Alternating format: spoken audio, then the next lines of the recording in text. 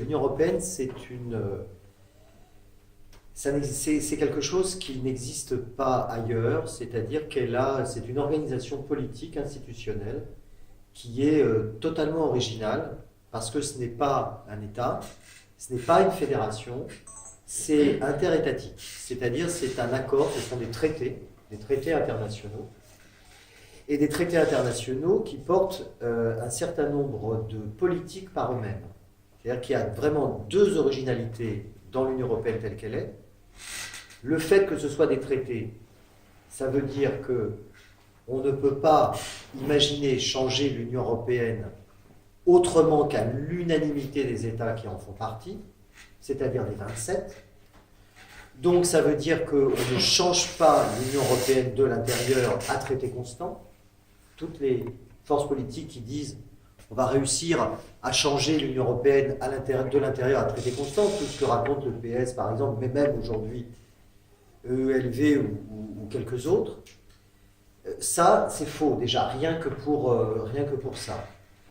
Et par ailleurs, cet ensemble de traités, il y a des traités fondamentaux et il y a du droit dérivé qui est intégré dans le droit national. Ce qui veut dire qu'aujourd'hui, l'Union européenne n'est pas une question de politique étrangère. C'est une question de politique interne, parce que tout ce que couvre l'Union européenne et les champs de compétences de l'Union européenne sont considérables, en réalité s'appliquent directement dans le champ national, directement. Alors, directement ou par transposition, mais en tous les cas, ça s'applique dans le champ national. Et donc, à partir de là, on voit que l'Union européenne n'est pas modifiable de l'intérieur à traité constant, qu'il s'agit de traités à l'unanimité, enfin, je veux dire qu'ils peuvent être seulement modifiés qu'à l'unanimité, et qui, en plus, dans lesquels les institutions elles-mêmes ne permettent pas une expression populaire à proprement parler, puisque le seul moment où directement les institutions sont le reflet des choix populaires, c'est-à-dire une institution directement élue, c'est le Parlement européen.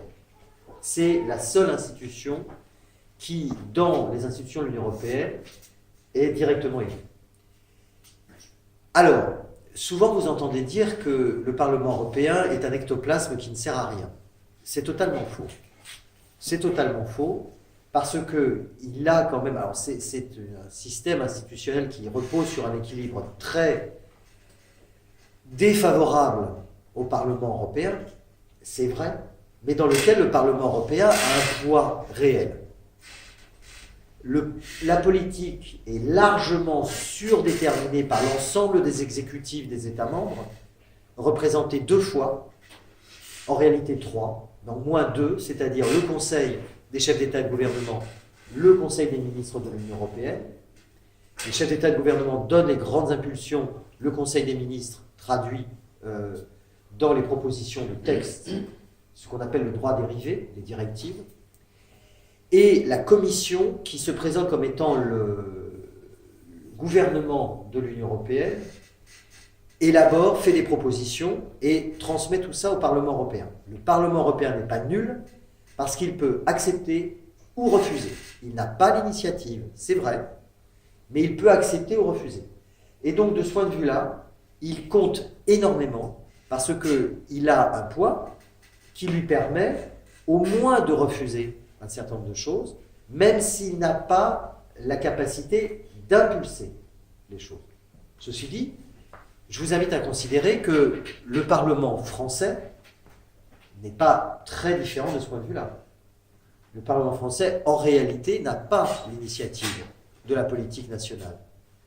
L'article 20 de la Constitution dit le Premier ministre détermine et conduit la politique de la nation, détermine et conduit.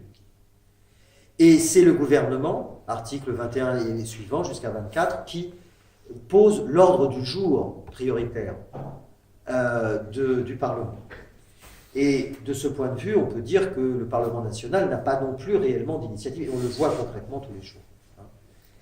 Mais par ailleurs, le Parlement européen, je reviens à lui, il a cette capacité, ce pouvoir consistant à sanctionner la Commission. Il peut renverser la Commission. S'il y a une majorité qui se dégage pour ça, le Parlement européen peut renverser la Commission. Vous voyez, ce n'est pas donc un Parlement qui est nul.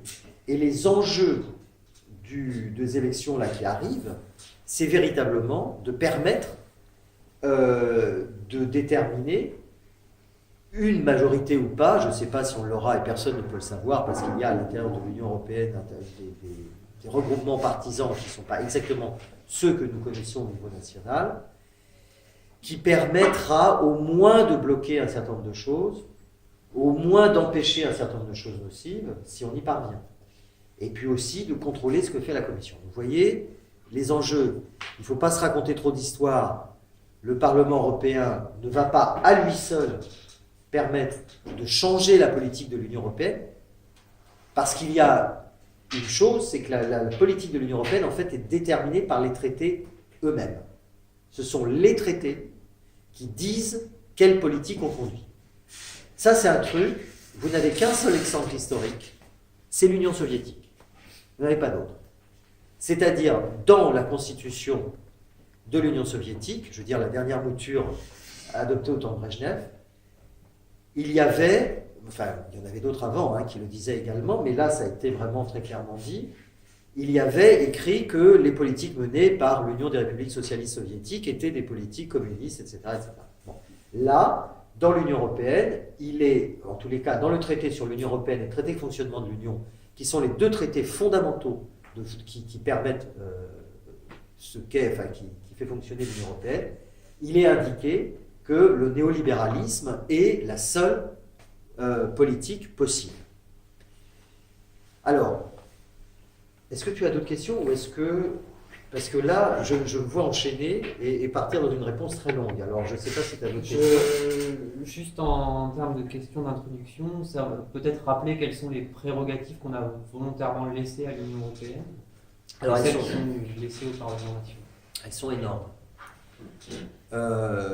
L'harmonisation du marché intérieur, qu'est-ce que ça veut dire? Ça veut dire que les politiques qui sont menées sur ce qu'on appelle la concurrence sont de l'Union européenne. Vous voyez cette bouteille d'eau, elle est faite en plastique. C'est du plastique essentiellement, les bouteilles d'eau, comme vous savez, du plastique alimentaire. Ce plastique alimentaire, il obéit à un certain nombre de réglementations. Ces réglementations, elles permettent qu'on puisse vendre cette bouteille partout dans l'Union européenne. Et ça, c'est le travail de l'Union européenne, de faire cette harmonisation du marché intérieur qui est organisée autour d'un principe, mais depuis le début de la création des communautés européennes, c'est le principe de la libre concurrence. Et donc, vous avez ce travail-là qui consiste à poser les normes, c'est-à-dire à faire les textes qui permettent l'harmonisation du marché intérieur, suivant le principe de la libre concurrence, de la concurrence libre et non faussée. Vous avez également une compétence propre de l'Union européenne qui est celle de la politique agricole commune. Ça, c'est la politique historique. L'agriculture. Au départ, c'était pas mal comme idée d'ailleurs. Au départ, c'était quand même l'idée, on est en 57, donc on sort de la guerre mondiale, c'était un peu... il y avait des problèmes, on va dire, encore. Et l'idée, c'était de dire, on met l'agriculture, qui est une activité absolument indispensable, puisque tout le monde mange, à l'abri des aléas, en développant une politique du débouché. Bon, c'est plus ça du tout maintenant. C'est la politique agricole commune, c'est une politique tournée vers l'exportation, et donc vers l'offre. Et le prochain Parlement devra déterminer la politique agricole commune pour 21-27. Donc le prochain Parlement, il a la responsabilité de ça, de déterminer et de voter ce truc, de le voter ou de le refuser.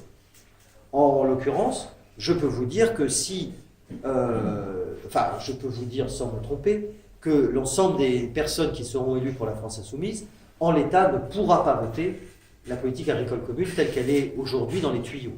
Parce que c'est une politique orientée vers l'exportation, donc ça veut dire l'intensification de la production agricole, donc ça veut dire l'utilisation d'intrants chimiques de manière extensive, ce qui entraîne des pollutions diverses et variées partout, du sol, de l'air, etc., et une nourriture de qualité on va dire, médiocre, voire pire. Bon, ça c'est pour la politique agricole commune. La politique commerciale, ça a l'air abstrait. L'Union européenne, c'est une vaste zone de libre-échange en soi. Hein, tout ce que je vous ai dit sur l'harmonisation du marché intérieur. Mais c'est aussi, vis-à-vis du reste du monde, la zone qui promeut le libre-échange à travers la multiplication des accords de libre-échange, c'est-à-dire d'accords de commerce qui sont des accords qui promeuvent la libéralisation, c'est-à-dire, encore une fois, la concurrence, mais cette fois la concurrence avec le reste du monde, la libéralisation, l'arbitrage. L'arbitrage, c'est un mécanisme, vous en avez peut-être entendu parler, qui consiste à faire que les entreprises transnationales sifflent dans leurs doigts, convoquent les États à leur table et disent « Vous avez pris une réglementation qui est contraire aux bénéfices escomptés, j'en veux pas, parce que ça diminue mes bénéfices, et donc je présente la note, et si vous ne voulez pas payer la note, on demande à des arbitres, c'est-à-dire des avocats internationaux, de régler la question. » Les avocats internationaux qui, par ailleurs, sont des gens qui pratiquent le conflit d'intérêts comme les gens normaux respirent. Et dans les accords de libre-échange également, le mécanisme de coopération réglementaire, c'est-à-dire que toutes les réglementations qui seront prises à l'avenir ne devront pas être trop coûteuses pour les entreprises. Article 21.1 de l'accord entre l'Union européenne et le Canada, trop coûteuses pour les entreprises, c'est-à-dire des réglementations qui ne doivent pas diminuer le bénéfice des entreprises. J'espère que vous avez compris, ce qui importe dans l'Union européenne, c'est bien les bénéfices des entreprises. Au cas où ça vous aurait échappé, il y a ça. La politique budgétaire, pour tout ce qui concerne les membres de la zone euro, qui est une politique, je reviendrai là-dessus, axée sur le remboursement de la dette, et pas seulement les critères de Maastricht, 3% de déficit et 60% de dette, mais aussi ce qu'on appelle la trajectoire de la dette, je reviendrai là-dessus, si vous voulez, mais le remboursement de la dette, qui explique l'austérité perpétuelle dans laquelle nous nous trouvons. Aujourd'hui, quand le pouvoir actuel organise un grand débat pour essayer de se sortir, comme il le peut, de la crise qu'il a affrontée, auquel il est affronté, la question qu'il pose, c'est quelles sont les dépenses publiques que vous voulez voir diminuer au regard de la rigueur budgétaire. Pourquoi ? Parce que l'Union européenne contrôle effectivement le budget des États. On l'a vu avec l'Italie, on peut penser ce qu'on veut du gouvernement italien, sauf qu'il a été élu, et que les deux politiques phares du gouvernement italien, qui étaient la politique de revenu minimum d'insertion, revenu universel, très différent, revenu universel, et la retraite à 62 ans, ces deux politiques-là ont été laminées, parce que l'une et l'autre coûtaient pour l'Union européenne, en tous les cas pour la Commission, 2 fois trop cher. Et donc le gouvernement italien a été obligé, en tous les cas il s'est cru obligé, de dire, eh bien, les politiques, la retraite à 62 ans, ce sera seulement pour les carrières longues et cabossées, et le revenu minimum pour tout universel, en fait, s'est transformé en une sorte de RSA. Bon, c'est juste un exemple. Évidemment, on peut parler de la Grèce, qui est l'exemple énorme de ce que ça veut dire que le contrôle budgétaire. Et énorme et mortifère, hein, puisque j'ai utilisé ces mots-là en effet. La politique agricole commune, la politique commerciale, l'harmonisation du marché intérieur, la politique budgétaire, la politique monétaire. La politique monétaire. La politique monétaire, ça a l'air abstrait comme ça, mais dans les pays de la zone euro, c'est la politique qui détermine comment est-ce que est financée l'économie. Alors techniquement, ça veut dire comment est-ce que est contrôlé ce qu'on appelle la masse monétaire dans le jargon. Bon, en gros, ça a l'air abstrait comme ça, mais si on prend un exemple, c'est très facile à comprendre. C'est que le financement de l'économie par la politique monétaire permet ou pas d'avoir des politiques de grands travaux ou non. C'est-à-dire que si on a une politique monétaire restrictive, et on a une politique monétaire restrictive à partir du moment où la Banque centrale a comme objectif de lutter contre l'inflation, eh bien on ne peut pas financer des grands travaux d'infrastructure. Or, la Banque centrale européenne a un objectif et un seul, lutter contre l'inflation. Donc ça veut dire que si demain, un gouvernement, par exemple en France, serait un gouvernement de gauche, mettons, et qu'on a un président ou une présidente de gauche qui est élu, par exemple, qui voudrait traiter de manière sérieuse la question du réchauffement climatique, du chaos climatique, eh bien, il faudrait mettre en place ce que nous, à LFI, la France Insoumise, on appelle la transition énergétique. Et ça, la transition énergétique, ça veut dire mobiliser des capitaux dans des proportions sérieuses, considérables même. Cela ne peut être possible que si il y a une politique monétaire qui n'est pas une politique restrictive, c'est-à-dire une politique monétaire qui n'est pas celle menée par la Banque Centrale Européenne. Donc vous voyez tous ces verrous. Et directement, c'est la compétence de l'Union Européenne. Il y en a deux autres sur lesquels l'Union Européenne est compétente de manière indirecte, c'est-à-dire que nominalement, elle n'est pas compétente sur les questions fiscales et sur les questions sociales, mais elle l'est en réalité en large partie. Pourquoi ? Sur la fiscalité. La justice fiscale dont on parle beaucoup ces temps-ci, avec les mobilisations qu'on connaît, on parle énormément, c'est même la première des mobilisations en fait. On est comme en 1789 finalement, on est à ce moment-là politiquement. La justice fiscale est bloquée dans notre pays, pas seulement notre pays, dans l'Union européenne, par deux phénomènes qui sont d'une part la liberté de circulation des capitaux, et c'est une première chose, qui entraîne d'autre part le dumping fiscal. Et là, j'en arrive au dur, au cœur, vraiment, des problèmes qui se posent. Il y a 4 libertés fondamentales dans l'Union européenne, qui sont dans les traités sur l'Union européenne. Les 4 libertés fondamentales sont, vous les connaissez tous et toutes, forcément. Eh bien non, vous ne les connaissez pas, parce que comme d'habitude, l'Union européenne n'est pas lisible, n'est pas connue. Liberté de circulation, c'est pas liberté, égalité, fraternité, pas du tout, étonnamment. C'est liberté de circulation des capitaux, liberté de circulation des biens, liberté de circulation des services, liberté de circulation des travailleurs salariés. Ces 4 libertés sont fondamentales pour comprendre la nature de l'Union européenne. Tout à l'heure, je vous disais que l'Union européenne avait dans ses textes, à l'instar de l'Union soviétique, inscrites les politiques qu'elle mène. Ces 4 libertés indiquent que les politiques qu'elle mène ne peuvent être que des politiques néolibérales. Dès lors que vous avez la liberté de circulation des capitaux, nécessairement, vous ne pouvez pas avoir de justice fiscale. Parce que, c'est très simple, mais vous le savez parfaitement, vous êtes riche, vous êtes très riche, je ne parle pas des 300 000 euros que vous avez hérités de Tata Elodie. Non, vous êtes vraiment très riche, vous avez vraiment des gros capitaux, vous les transférez ailleurs. Liberté de circulation des capitaux, là où c'est mieux. Vous êtes une entreprise qui fait des bénéfices en France, par exemple, vous appelez Starbucks, un exemple au hasard, vous avez une grosse activité en France, vous n'êtes pas le café du coin, je parle vraiment des grosses, vous avez une grosse activité en France, pourquoi vous payez 0 impôt ? En utilisant un système parfaitement légal qui consiste à transférer vos bénéfices pour rémunérer l'utilisation de la marque à la holding que Starbucks Hollande détient, puisque Starbucks Hollande détient la marque Starbucks. Miraculeusement,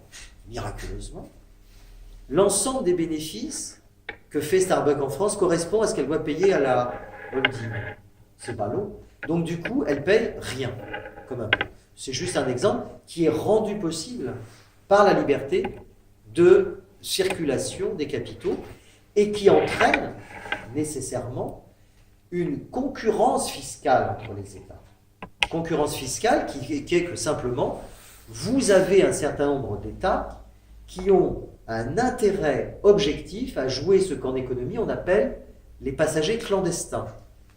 Ce que fait la Hollande, ce que fait l'Irlande, ce que fait la Grande-Bretagne quand il s'agit de la City, et qui va continuer d'ailleurs, mais bon, pour l'instant, elle est un peu entre deux chaises là, actuellement. Ce que fait le Luxembourg, dont l'ancien Premier ministre est maintenant président de la... Voilà. La concurrence fiscale, pourquoi ? Parce que dans l'Union européenne, il n'y a pas de solidarité, il y a de la concurrence. Et donc, si vous voulez attirer les capitaux et les entreprises, vous faites un régime fiscal favorable aux grandes entreprises et aux capitaux. Souvent, ou peut-être vous avez entendu parler du Portugal. On vous a dit le Portugal réussit à mener une politique de gauche. Il est vrai que le Portugal réussit à augmenter un petit peu les salaires minimums. Pourquoi ? Parce que le Portugal s'est transformé en paradis fiscal pour les personnes fortunées. C'est pas connu, mais c'est comme ça que ça fonctionne. C'est-à-dire qu'elle a scié la base fiscale de ses voisins pour attirer un certain nombre de capitaux. Alors, les personnes visées sont les retraités très fortunés qui ont intérêt à se transformer en résidents fiscaux au Portugal, par exemple. En plus, c'est un pays magnifique et il fait très beau. En plus. Oui, c'est comme ça que les choses fonctionnent. Sur le plan social également, l'Union européenne a une influence indirecte. Les questions sociales appartiennent aux États. Il n'y a pas de compétence de l'Union européenne. Sauf pour fixer les maximums de réglementation, par exemple les maximums en temps de travail, mais pas les salaires minimums. Ça, non. L'Union européenne ne fait pas dans le salaire minimum. L'Union européenne ne pose pas de règles sociales, sauf donc un certain nombre de maximums, comme sur le temps de travail ou des choses comme ça, quand les États se mettent d'accord pour ça. Et elle pose un certain nombre de normes sur la circulation des travailleurs salariés. Le détachement des travailleurs salariés, par exemple, est organisé par une directive dont vous avez tous et toutes entendu parler, la directive des travailleurs salariés. Détachement des travailleurs salariés. L'idée n'est pas mauvaise au départ. C'est-à-dire l'idée de dire que un Portugais, un Espagnol, un Roumain, un Belge va pouvoir travailler en France, en Italie, en Espagne, enfin vous voyez, ailleurs, et qu'il est payé à ce moment-là aux conditions de travail du pays, c'est pas mauvais comme idée.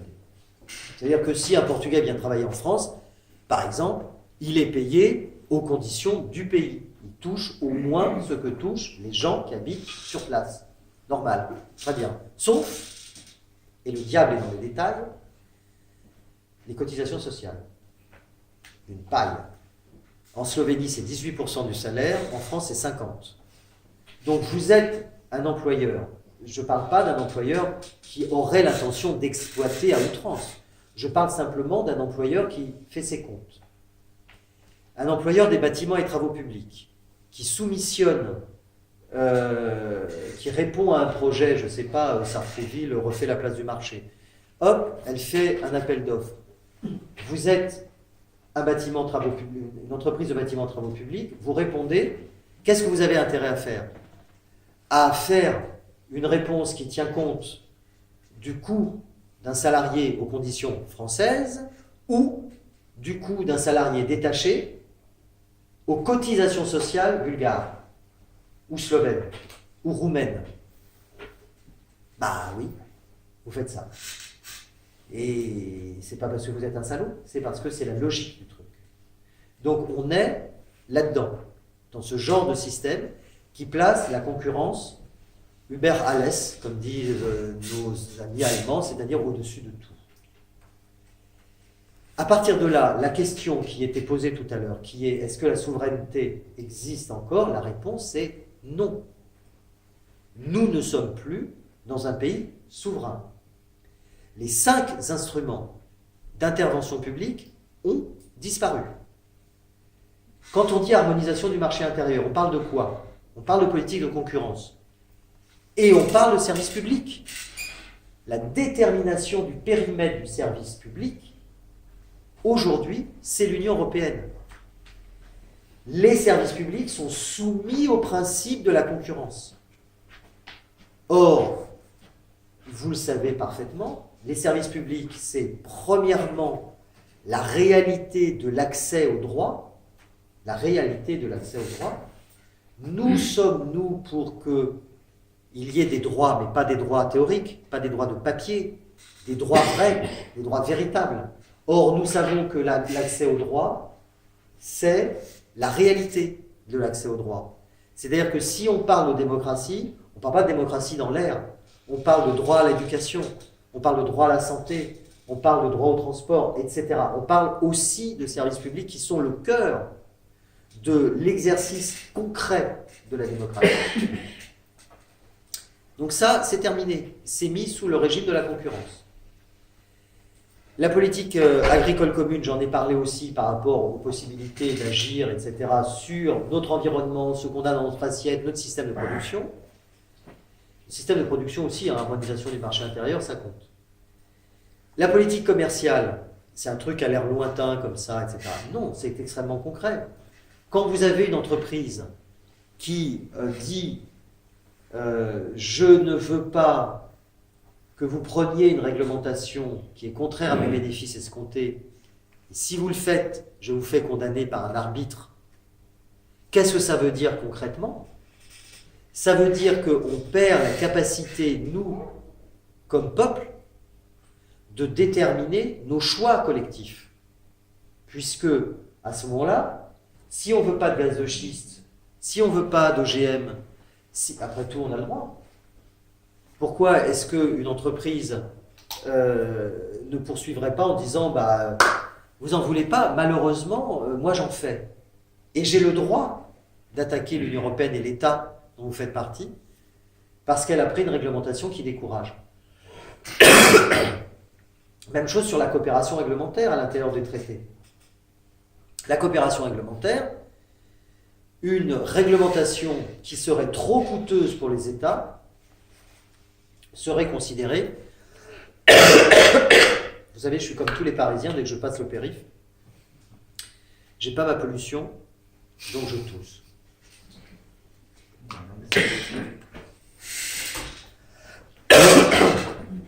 La coopération réglementaire, donc, avant de faire le numéro de la Dame aux Camélias, c'est le fait que les coopérations, les réglementations futures ne devront pas être trop coûteuses pour les entreprises. Donc ça veut dire demain on arrive au pouvoir.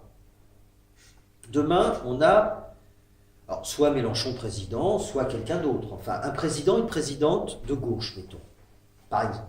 Ça peut arriver. Qui décide de la transition énergétique. Qu'est-ce que ça veut dire décider de la transition énergétique? Ça veut dire prendre un certain nombre de mesures financières, j'en ai parlé tout à l'heure en parlant de la Banque centrale, mais ça veut dire aussi prendre un certain nombre de mesures réglementaires. En disant, les entreprises extractivistes, vous êtes gentils, mais là, vous allez moins en faire. Voire plus du tout dans certains cas.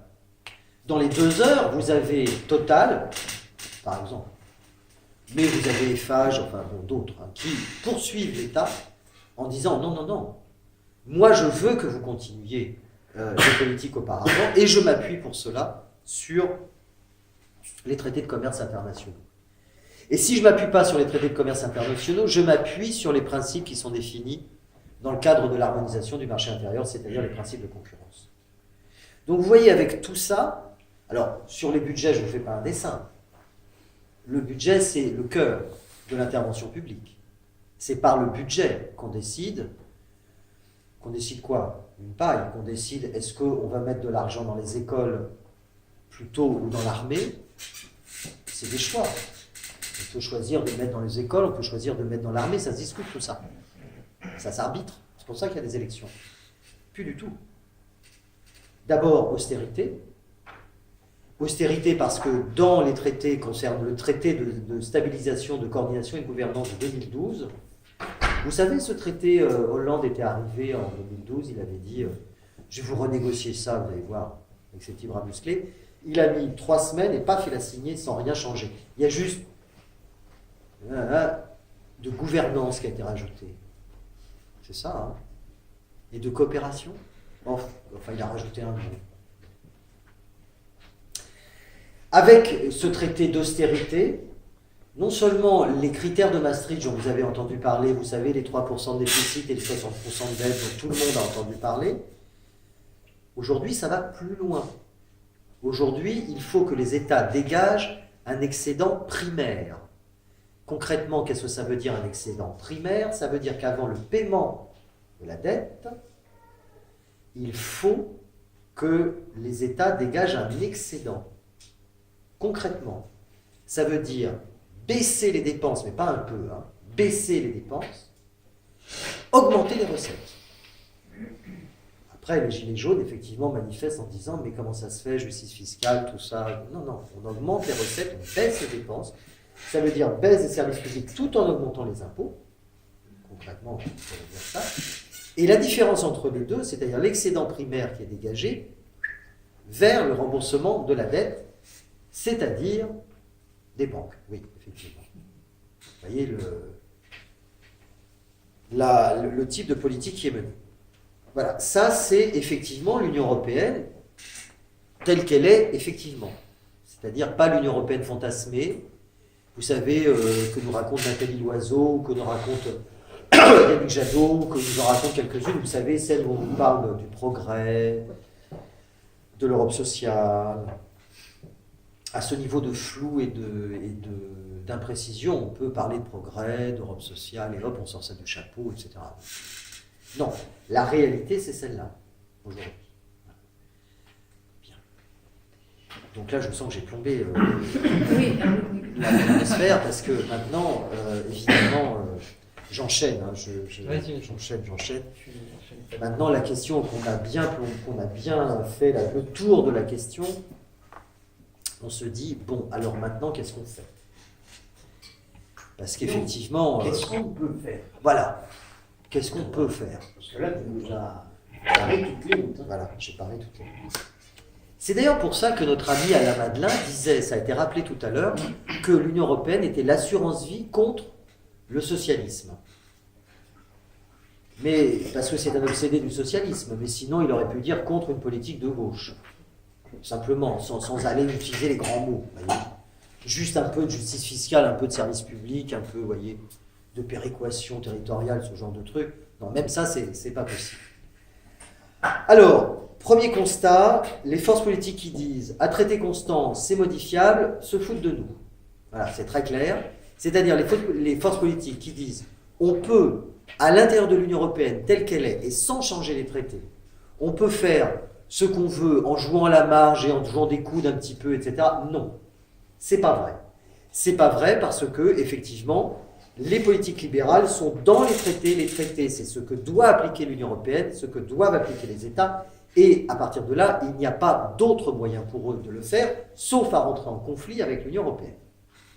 Ce qu'ils n'ont pas l'intention de faire lorsqu'ils sont, en tous les cas, pour ce qui concerne les forces politiques qui disent que c'est changeable à un traité constant et qui nous racontent le pipeau de demain l'Europe sociale, demain l'Europe écologique, demain l'Europe démocratique, etc., etc. Alors, à partir de là, nous, on fait quoi? Eh bien, nous, on propose deux choses. Déjà, on propose... Là, il y a une élection... Alors, on s'inscrit volontairement dans le calendrier électoral. On ne sait pas si le calendrier électoral va être effectivement le véritable calendrier. En réalité, on ne sait pas ce qui va se passer.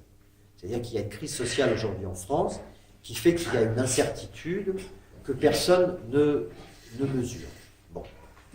Mais ça, c'est autre chose, je la mets délibérément de côté, parce que comme personne ne la mesure, nous non plus. Enfin, je veux dire, on ne peut pas s'amuser à dire dans nos boules de cristal ce qui va se passer.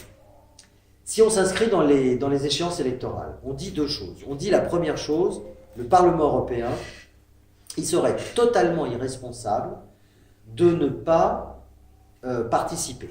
Je veux dire par là de ne pas voter. On entend souvent à gauche des gens qui disent « les institutions sont illégitimes ». Elles sont illégitimes parce que en 2005, le traité constitutionnel européen a été rejeté 3 fois. Une fois par la France, une fois par l'Irlande, une fois par les Pays-Bas, et néanmoins, il est devenu en 2007 le traité de Lisbonne qui porte le traité de fonctionnement de l'Union et le traité sur l'Union européenne, qui sont les deux textes fondamentaux de l'Union européenne aujourd'hui. Donc certains disent on ne vote pas pour un machin qui est illégitime. C'est une erreur.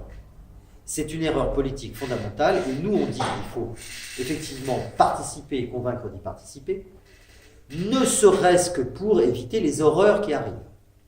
Ça a été dit, mon engagement militant de fond, il est celui des accords de libre-échange. Je peux vous dire qu'il y en a 12 qui nous attendent là derrière. Il n'y en a pas un, deux, il y en a 12 qui nous attendent derrière. Vous savez, c'est juste avant les élections, on bloque les trucs les pires, et puis après, c'est la déferlante. Là, il y en a 12 qui arrivent. Mais il y en a plein d'autres comme ça dans d'autres domaines. Donc ça, déjà, c'est une première raison pour s'occuper de cette question-là, maintenant. Également, de construire un rapport de force, ou en tous les cas, essayer de renverser un rapport de force à deux niveaux. Au niveau national, là, on n'est pas dans la réponse par rapport à l'Union européenne, on est au niveau national, mais ça compte aussi. C'est vrai que ce serait quand même un peu dommage de laisser au pouvoir actuel le soin de gagner les élections, même par défaut, même par l'abstention. Et d'autre part, le fait de construire au niveau de l'Union européenne des forces politiques qui iraient dans le sens d'une refondation complète de ce qu'est le projet européen. Deuxième étape, l'étape cruciale, celle des élections nationales, qui arrivent en 2022.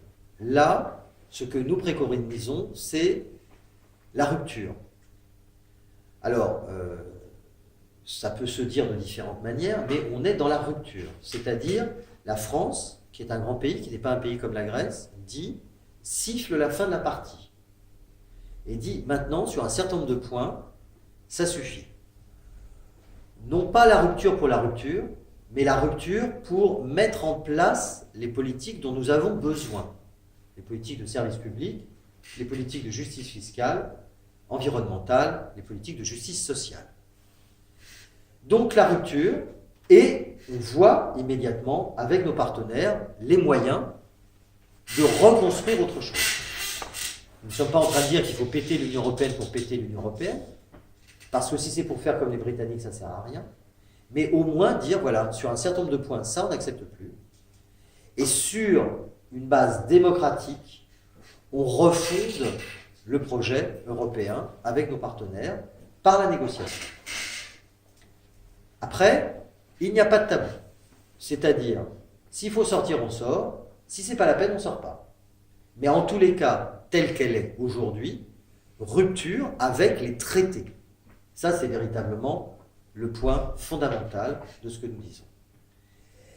Et alors ensuite, effectivement, dans le petit bouquin que j'ai écrit avec quelques-uns, là on est 4 autres à l'avoir fait, il y a des questions de stratégie sur lesquelles je peux revenir si vous voulez, rentrer dans le détail de la manière dont on opère les ruptures, sur lesquelles on a réfléchi un peu plus, mais ça ne représente que le groupe là, qui a écrit le livre. Là, ici, comme candidat LFI, c'est cette idée, on mène les politiques pour lesquelles on est élu, pour cela, on rompt avec un certain nombre de principes fondamentaux de l'Union européenne, on reconstruit autre chose. On refonde le projet européen. Parce qu'on a bien conscience que, vu la puissance de feu des marchés financiers et des transnationales, on n'y arrivera pas avec ce programme saugrenu du Rassemblement national qui consiste à dire on va rester derrière nos frontières, on va taper sur les migrants, puis ça va aller. Non, on ne pense pas du tout que c'est la solution. On reconstruit un projet sur une base démocratique.